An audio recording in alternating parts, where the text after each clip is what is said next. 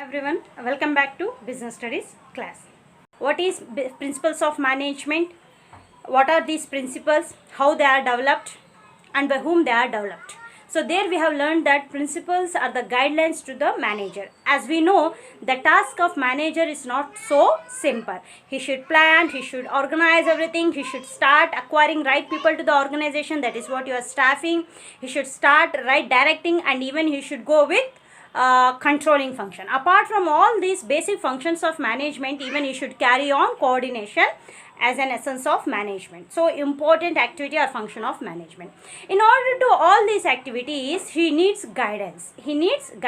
So these guidelines or principles are developed by the experts, I said. Okay, so we have seen some of the experts, and Henry Fayol is one of them. Okay, now we'll go with Henry Fayol principles. Okay, so let us know a bit information about Henry Fayol, and then we'll get into the principles of Henry Fayol. So as you can see now, he is known as the father of general management principles. So this might be asked for a single mark. Who is the father of general management principles? So there you have to write Henry Fayol, right? So he was born in 1841 at Constantinople in France and graduated as a mining engineer and worked for 58 years in a mining company. You can just note down his experience, that is, he has worked for 58 years. So it is not a short time. Okay, 58 years he has worked in a particular company. He joined as a manager and reached a position called MD, that is managing director. Alright, so you try to understand here. We have seen that how these principles are developed. Initially the problem arises, problem starts, then people thinks over that problem and starts working out over the problem. Like they observe and they use something, they see what is the result of that, that is experiment. Through observation and experiment, they see the problem, and then lastly they'll come out with the solution. In such a way, Henry Fayol has applied many things in his organization and come out with some 14 guidelines to the manager. So if I want to be an efficient manager, if I want to be a satisfied manager, I can follow all these principles, what we are going to see in the next clip, so that I can become a professional manager, to be frank. So this Henry Fayol has 58 years of experience. Over this period of time, he has come out with so many problems and he has applied the same. Like when problem arise, he observed and experimented something, and then they have come out with the solution. Such guidelines we are going to see now. So one thing you have to remember here, Henry Fayol is called the father of general management principles, right? So here are your principles of Henry Fayol, or else it can also be called as principles of general management. As Henry Fayol is the father of general management, his principles are also called as principles of general management.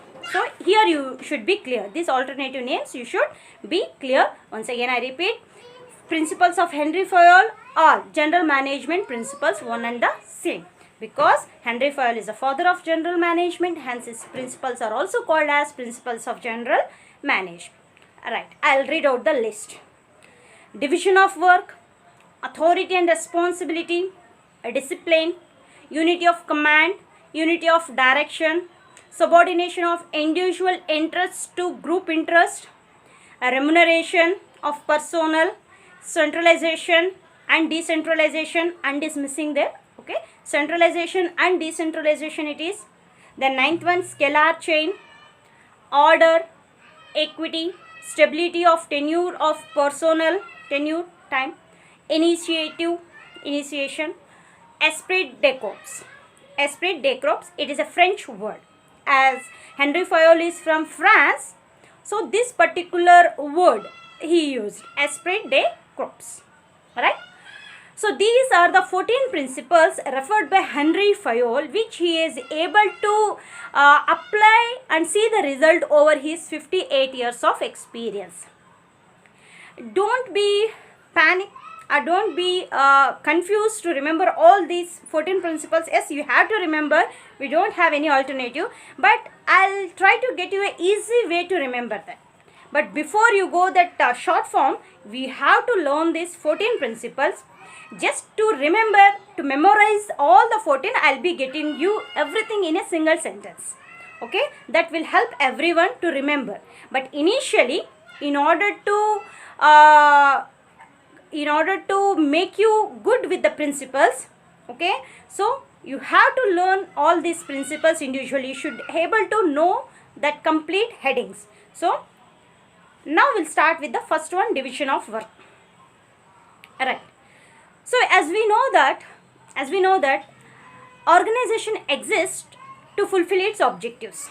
Okay, in order to fulfill its objectives, it has to come out with different activities. Alright, different activities. As we generally know, different activities like if it is an organization with manufacturing the products, so it will be having production department, materials department, that is stores department, purchase department, finance department, HR department, marketing department, sales department. So like this, different activities will be carried on, different functions will be carried on in an organization in order to fulfill the goal of an organization. Right? So you can just see the work in an organization will be heavy.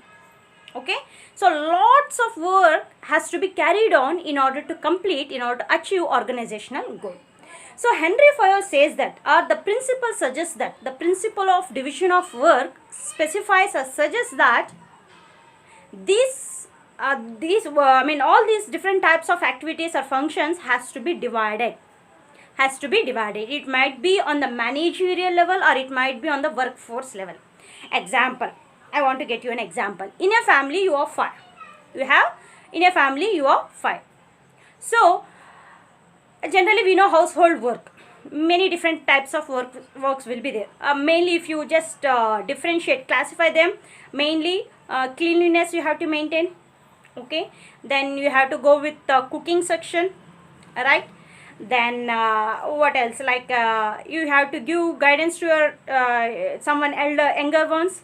So all these are the different types of work which will be there at a home. Everything if we count. Okay, so someone should go to market and get something. Okay, so all these different types of work will be there. So can you think any one individual can do all these things? Generally no. How it will be divided? Like cooking or kitchen section will be allotted to mother, and going out and bringing something will be generally allotted to father. Okay, and guiding the younger ones in their studies and making them comfortable at home will be done by someone else, like elder one will be done. Okay, and maintaining cleanliness at home will be done by someone else, or sometimes it will be carried on by mother. What I want to say is, in a family, domestic work will be there, and that work will be divided to the many of the people. Okay, why it is divided? As we know that a single person cannot carry out everything. So I cannot cook and even I cannot go and get all the things. Okay, if I am able to do both, I cannot manage my children. Okay, I cannot instruct them, I cannot make them sit and study because I will be busy in all these things. So when I am too busy in many things, my efficiency levels decreases. I might be very good in cooking, but I will be failing in cleaning the house. I might be very good in getting the things from the market, but I may be failed in cooking because I don't have time. So firstly I have to cook. I may not cook deliciously. Are you getting that? So a single person cannot manage all the work. It becomes very tough. Hence what will be followed in a family? The work will be divided. The same thing happens in an organization. So in an organization, works will be divided, and it should be divided. This principle says that work should be divided. Right? And divided work should be allotted to that person who is good in doing that. Means before you first you divide the work, and before you allot a work to a particular person, you should know his abilities, his importance to the work, his interest in the work. Accordingly you do it. Example I'll tell you. In your family, your brother, elder one, okay, or grandfather, you can take grandfather, okay, someone, they are very interested in guiding the children.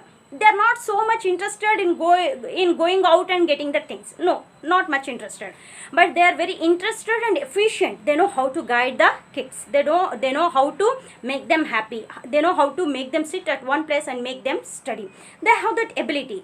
Okay, so if you allot them a work of going to market and get something, they'll do it, no issue, but they may not happy in that. So when they're not happy, they don't do that work satisfactorily, or whatever is available in the market, just they'll get that. But you might be very interested to go to the market and get the right things for your family at the least price. You are interested in marketing, shopping, getting the things. Okay, but you are someone elder is not interested in that. So what you can do is, you take up that work where you are interested and you give that work to your elder one where he is or she is interested. Are you getting? So first divide the work and allot that work to a particular person who is interested in that. Clear? Generally we know the first part, that is we divide the work, because we know that entire work I cannot do, so generally I divide the work. But the second part generally we go we do just wrong in that. That is, we don't find, or we don't try to find out the interest of that person. Okay, so what happens, what Henry Fayol says is, first divide the work, that we know as all generally does, that it might be a family or it might be an organization, everyone divides the work. Then after you divide the work, start finding the interest of an employee and start allotting that work to him. Is that clear? So if you allot a part of work in such a way, what happens, as he is very interested in that, he does the work more efficiently. I hope you remember in chapter 1 we have seen that efficiently in the sense using all the resources in an optimum manner and seeing that the cost is reduced. Clear? Okay, so Henry Fayol, or this principle, division of work principle, says that initially divide the work and allot the work to the right person who is interested in that and he is having ability to do that. Both should be interested. Sometimes both should be there. Sometimes what happens, I am interested but I don't have ability. Sometimes I am not interested but I am having ability. So if you allot work to such person, generally you may not see that they do the work efficiently. So it is the responsibility of a manager to see to whom the work has to be given. So this is one of the guidelines. This is one of the principle to the manager. So when manager starts, for example, top management, when top management starts thinking that I have to divide my work, entire work, he should see whom I should give. Okay, whether he is able of doing that, whether he is interested in doing that or not, he has to see and he has to allot. Okay, so when this division of work principle is followed in an organization, generally it leads to a principle called principle of specialization. It is principle of specialization. I hope even we have seen this specialization principle, the word specialization, when we have seen coordination. Okay, so specialization in the sense they are specialists in that work, that is they are experts in their work. So how can one become expert in that particular thing? It's simple. When he does the same work on repeated basis with interest and with using his ability, generally he acquires a place called specialist or expert. Expertise he will acquire only when he does that work on repeated basis with interest and ability. Okay, see, for example, if I do a work repeatedly where I am not interested and I am not able of doing that, generally I may not acquire the stage called expert or expertise. Okay, so when division of work is correctly followed in an organization, it leads to a principle called principle of specialization.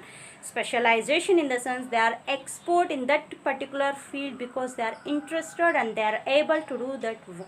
Okay, so this can also be asked for a single mark question. It might be true or false or fill in the blanks. In that way it might be asked. Dash leads to specialization principle. There you can write division of work. Okay, then see the second one, authority and responsibility. These two words are general terms what we generally use in our day-to-day life. Authority and responsibility. Authority means a right to give, a power, okay, or a right to give order. Authority in the sense a right to give order. A responsibility is the commitment to follow the order. right? So I am authorized, I am having authority to give you some instruction regarding business studies, and you have responsibility to obey me. Are you getting that? So that is what our authority and responsibility relationship. Okay, so it is connected with your first principle. Henry Fayol says that when you divide the work and give to the able person, interested person, along with giving, when you give the work, you are making him responsible towards that work. Are you getting that? When I divide work and give to a right person, I am making him responsible for that work. Is it clear? See, when I give you assignment, I am making you responsible to write down that assignment. You are responsible. Is it clear? So I have authority to give you assignment, and you are responsible to write the assignment. Okay. So Henry Fayol says that when you give that responsibility, even you should give him some authority. Okay. So when I give you a responsibility, along with responsibility, I give you some authority. Yeah, I give you some authority. What type of authority you have now as a student? As you have taken order from me, what authority you have? You have authority of, in general I am saying, okay, when we compare to organization it will be different. In general, you have authority to ask question, how it should be written. Okay, if someone asks, I am not liable to answer him, but I am liable to answer you, because you are responsible for that. If I don't give you authority, you cannot ask me your doubt, so I cannot fulfill, or I cannot clarify your doubt, so you cannot complete your responsibility. Is that clear? So when I give you responsibility, when I give you order, it shows that I am having authority and you are responsible for that. And when I give you responsibility, it also means I am giving you some part of authority, and it should be given. A part of authority should be given, so that when you have some doubts regarding that assignment, you can directly ask me. No issue. I don't stop you there. Is that clear? One more example I'll get you. In a family, like mother will be responsible towards the discipline of the children generally. Okay. So she sets a rules. They will be having some rules, like after 7 o'clock you should not go out. Okay. Evening. Okay. Evening after 7 o'clock. That is 7 p.m. you should not go out. This is a rule set by your mother, because she has authority. Why she has authority? Because some responsibility is given to her. That is, she should take care of you. That is her responsibility. Okay. So because of responsibility, she possesses some authority. For example, if you feel no, she should not have any authority over me, then even she will not have any responsibility over you. Are you able to catch my point? When she gives you an order, that order giving authority she got only because of her responsibility. If she don't have responsibility, for example, I don't have any responsibility over my neighbor's children. I don't have any responsibility over them. Okay, so I cannot give them any orders. I don't have any authority over them because I don't have any responsibility. But when it comes to my children, I am very responsible towards them. So generally I will be having authority, and I will be guiding them. I will be giving them orders that you should do this, you should not do this. Are you clear? So Henry Fayol says that when you give responsibility and you say no authority, a work cannot be completed. I'll apply this to an organization. Say top management divides the work and allots to the middle level management. Okay. When they allot work to the middle level management, they are making middle level management responsible towards that particular work. Is that clear? Okay. So in order to fulfill, or in order to complete the responsibility, they should have some authority. Who? The middle level. And this authority will be again given by whom? The top management. It says, okay, this is your permitted authority. You can use your permitted authority in order to complete your responsibility. Is it clear? Clear? Once again, one more example I'll get you to make more clear. So please don't feel bored when I repeat the things, because the mindset of people will be different. Students will be different. Many times even in the class I told you, it will be different. Okay, one might grasp the things only if I say once, and some other it may not be like that. So it is my responsibility to repeat the thing so that even the average student understands the explanation and able to write in their own words. Hence I repeat, I try to give more examples. Alright? Okay. The best example what I can give is, okay, your class teacher will be having some authority over you. Right? Why she or he will be having authority? Only they possess some responsibility. In order to complete their responsibility, it is required that they should have some authority. If their superior, that is HOD, don't grant any authority to your class teacher, their responsibility cannot be fulfilled. Is that clear? So, authority, like a class teacher orders that no one can take leave without permission. Okay, this is the order given by the class teacher to the students. Why that order is given? Because she has a responsibility that all the students has to get passed. Okay, so when you will be able to pass, generally when you are regular to the class and when you are able to follow all the rules and instructions given by the lecturers, then you are able to follow your studies, you can able to score and you can able to pass out. Isn't it? In order that responsibility is given, that is the class teacher has to see that everyone should get passed. In order to fulfill that, everyone should come to the class. If she don't have authority, if she don't give you order, many of you remain absent for the class. So when you remain for the absent for the class, generally what happens? Few may get failed in the different subjects. So now do you think, if she don't have any authority, if she don't have any right to give orders, will she able to complete her responsibility? Generally, no. Hence we say, wherever a responsibility is given, when you divide the work and give that work to someone, you are making them responsible, and when you make them responsible to that work, you give them authority. Is that clear? So Henry Fayol says, divide the work and allot that work to the right person who is interested and able, and when you make him responsible by giving the work, you give him some authority. If you give him work and you make him responsible, and if you don't give him authority to do that, generally he may not fruitful in his responsibility. Okay. Then third one is discipline. In general, discipline is act which is compulsory. Okay, act which is compulsory to do. You may or may not be interested to do it, but if it is a disciplinary action, you have to follow it. That's it. So in every organization, discipline should be there. In other words, we can say it is a respect towards the rules and regulations.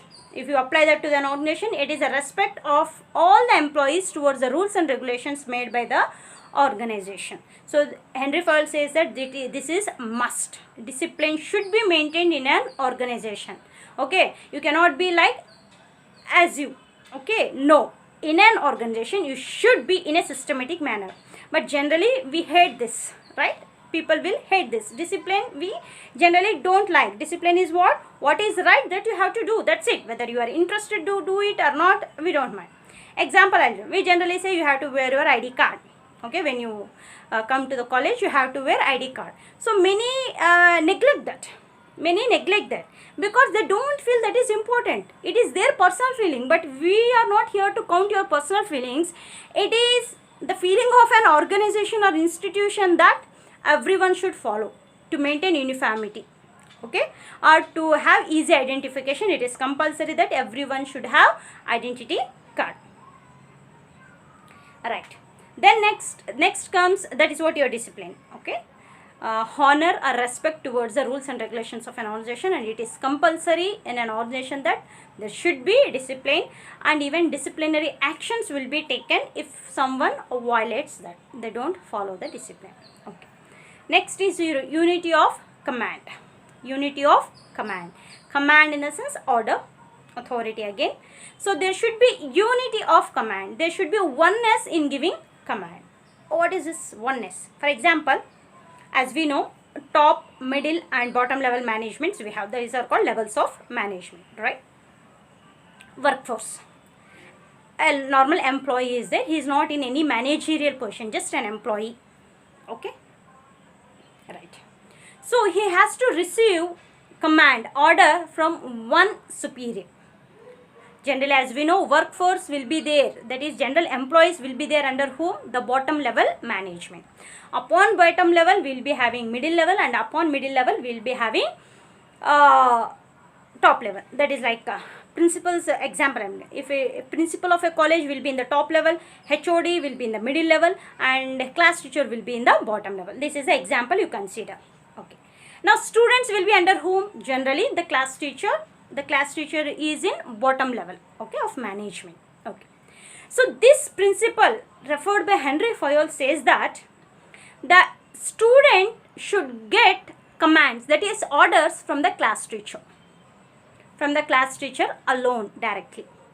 Okay, in rare situation it might be directly from your top management, it might be directly from the middle level, but in general situations it should not be like that.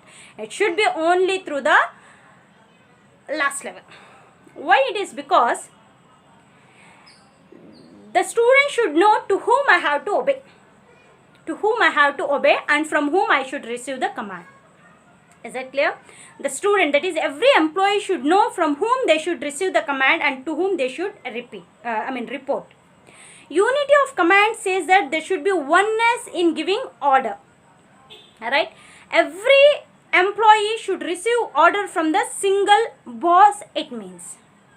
See, if I have multiple boss, for example, bottom level manager is also my boss, middle level manager is also my boss, and also top level manager is also my boss. So I have 3 boss.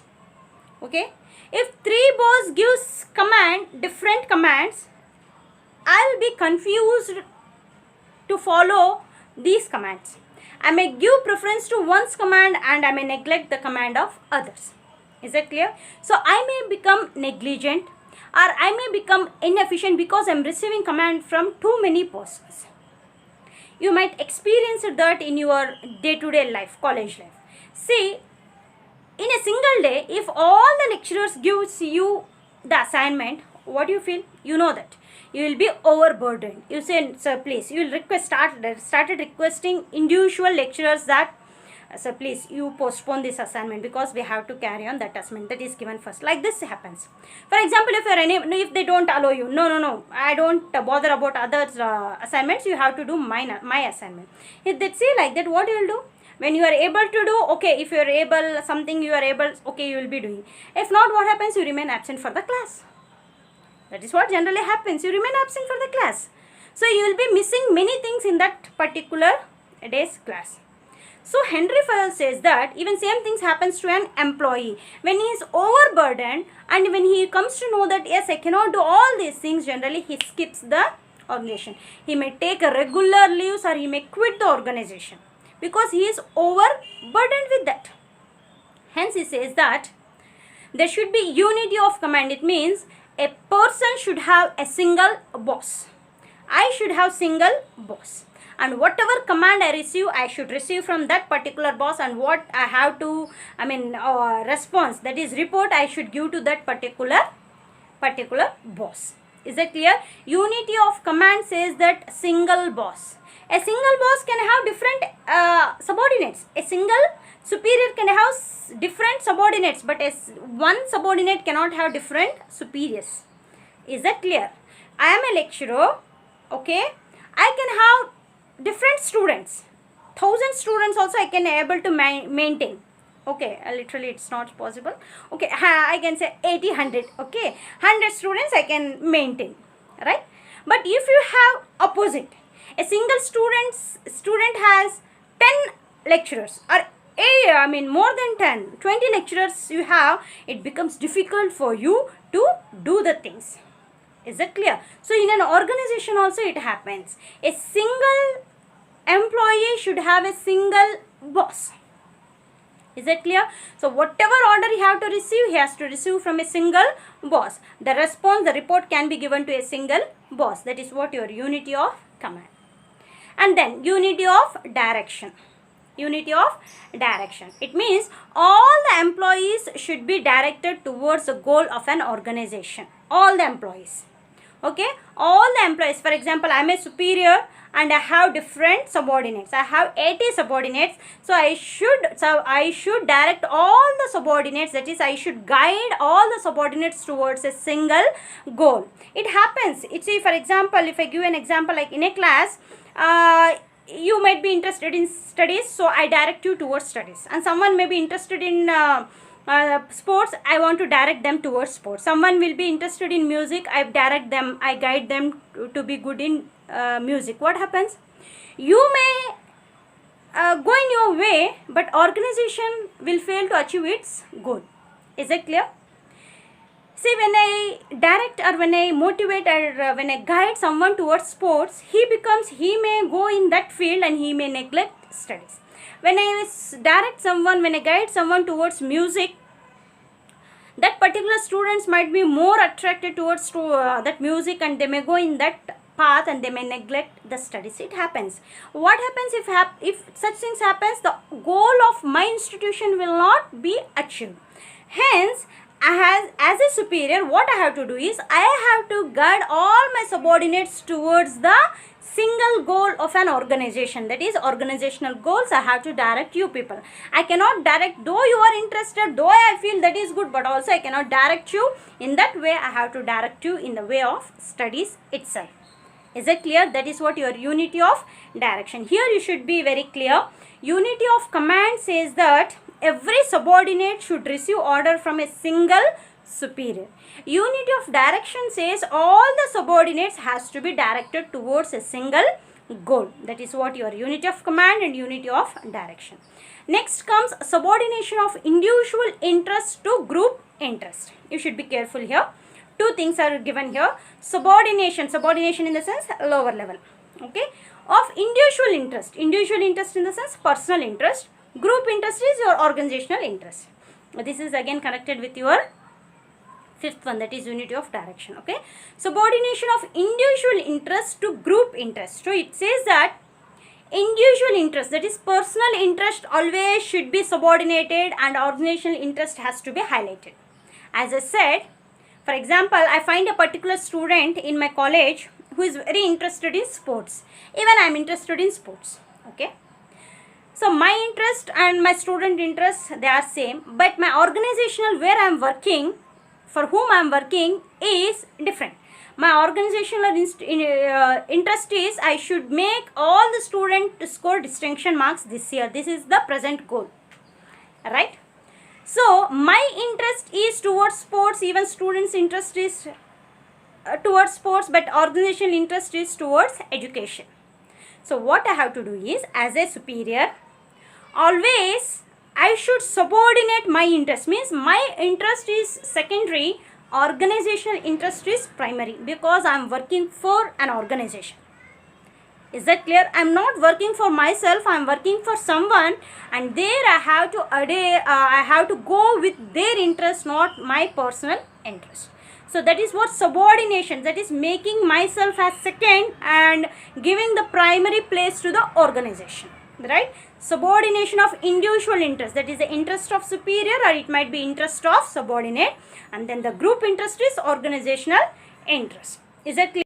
Point says that a remuneration of personnel. A remuneration in the sense all monetary benefits paid to the employees. Okay, like salaries, incentives, bonus, whatever it may be. Okay, so all monetary benefits paid to the employee is called in general remuneration. So Henry Fayol says that, gives a guidelines to a manager that a right and fair remuneration should be paid to the employees according to his position and ability what he has in an organization.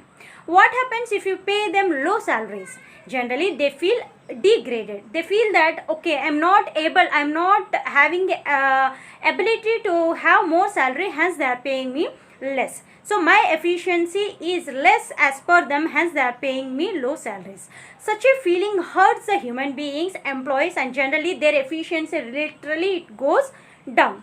Hence, right salaries has to be paid. When you pay them a right salary, a fair salary, it does not mean equal salary to all. It only means according to their ability and the position acquired in an organization, you have to pay them salaries. It means you should have a right slab for each and everyone.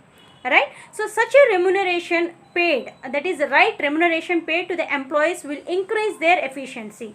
They feel satisfied with that and they do the work with most efficiency. Okay, so in order to make them to maintain their efficiency, fair and satisfied salaries has to be paid to the employees. So we have seen 7 principles as of now. So go with that. You have notes. Okay, go with that. If not, I'll be sending through WhatsApp. Okay, go with all the topics, all the 7 principles given by Henry Fayol, and try to learn that, and the remaining 7 will be seeing in next video. Thank you.